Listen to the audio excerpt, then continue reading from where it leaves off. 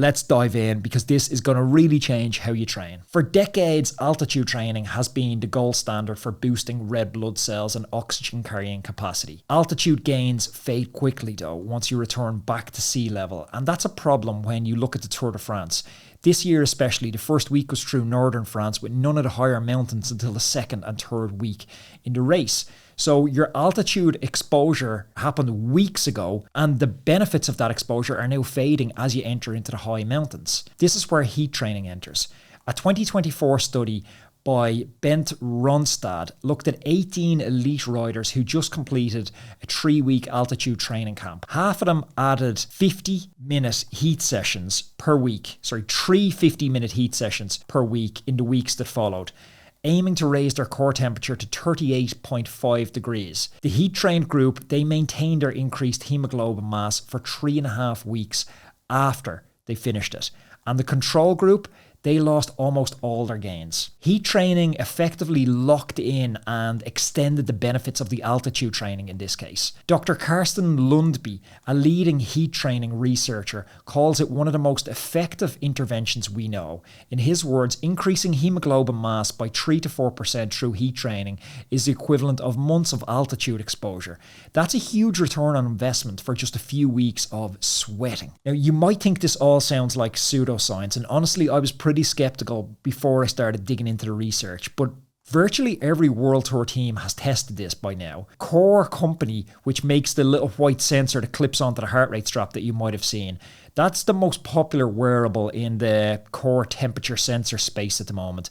And they say that nearly all World Tour teams have used their device at some point, and that 7 teams were officially supported by them in 2025. 17 of the 21 Tour de France stage winners this year were won by wearers of Core devices. If you go onto their website, they have a Who's Using Core page, and it includes quotes from some previous podcast guests like Deborah Hansgrove, head of performance Dan Lorang. He said the Core sensor changed the way how they decide pre-race warm-ups. They use it to determine fluid intake, and they're even using it to inform clothing choices, which is wild. Heat adaptation, it became mainstream partly because of the Tokyo Olympics. If you go back, and I'll link below one of my conversations with Alex Dowsett, he spoke to me on the run-up to the games on the podcast about sweating it out for the first time. The protocol sounded brutal, but it wasn't just like GB who were doing this. GB, as they often are, on the cutting edge of informing new technological trends. But the practice wasn't confined to GB or even just national federations. World Tour teams had started playing around with it. Pro teams like Lotto Destiny started using heat training, not just to prepare for hot races like GB were doing in Tokyo, but to race faster in any climate. Research led by Bent Ronstad showed that 5 50-minute heat sessions per week for 5 weeks increased hemoglobin mass by 3%.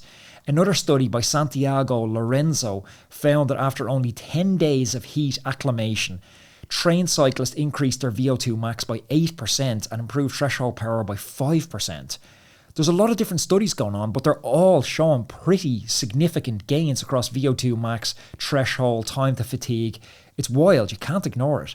Sports scientist Karsten Lundby argued that heat training is more effective than altitude training because more people seem to respond to a heat stimulus. Altitude training seems to have a genetic component. It's broken largely into 2 groups. You have genetic responders to altitude training and genetic non-responders to altitude training. Heat training doesn't seem to be like this. Almost everybody that I saw studied had some sort of response to heat training. Increasing hemoglobin mass by just a few percentage might sound familiar. This is similar to what banned substances like EPO offer. But now we have a legal and an ethical way to do this. Okay, so how do you actually do this? When you exercise in a hot environment or you deliberately overdress, your core temperature rises faster than usual. At around 38.5 degrees Celsius, your body triggers this cascade of adaptations. One of the earliest responses is an increase in blood plasma volume. More plasma means more total blood, which improves cardiovascular stability and oxygen delivery. Repeated heat stress over 7 to 14 days increases plasma volume, improves sweating responses, lowers core temperature at a given workload, and reduces perceived exertion. Basically, your cooling system becomes more efficient. Heat stress also stimulates the production of new red blood cells, the same adaptation targeted by altitude training. Dr. Lundby explains this increase in haemoglobin mass is like natural EPO. 2 to 4% gains in 5 weeks can be achieved at home on your home trainer. I'm going to go through this protocol in a second. That additional hemoglobin, it boosts oxygen transport, it raises your VO2 max and your ability to sustain high power for longer. A Norwegian meta-analysis, that's like one study that studies all the studies, found that heat acclimation improves endurance test performance by an average of 23% and increases VO2 max by around 6%. As your body adapts, it also learns to sweat earlier. So when you're riding, if you're previously don't break sweat for 40 minutes, now it seems to happen a little bit earlier than that. And importantly, you sweat more effectively. The sweat becomes less salty, saving electrolytes, and your heart rate drops by an average 5 to 8 beats per minute at the same intensity. Hey everybody, let's take a quick break to talk about the bike I'll be riding this season, Reap. I've been lucky enough to ride all the top brands in the world over the past few years, but these Reap bikes, they're not the same, and I'll tell you why. Reap is the first company I've seen that isn't chasing sales targets and the mass market. They're chasing something very rare, perfection.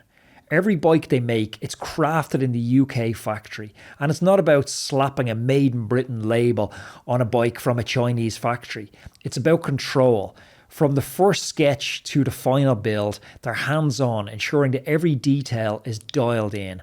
That's very rare in an outsourced world of mass production. What sets them apart is innovation. While others pump out the same old designs, Reap's pushing boundaries. They're not following trends, they're setting trends. Think precision and performance, like an F1 car for the road. Absolutely no compromises. And it shows, and you can feel it when you ride the bikes. These bikes are built for riders who demand the best, whether they're chasing podiums or just want a machine that feels like an extension of your body, a piece of art. It's not hype, it's substance. Ride a Reap for yourself and you're riding something crafted with intent. So if you're serious about cycling, check them out. It's reapbikes.com. I absolutely love my one and I couldn't recommend it highly enough. Back to the show.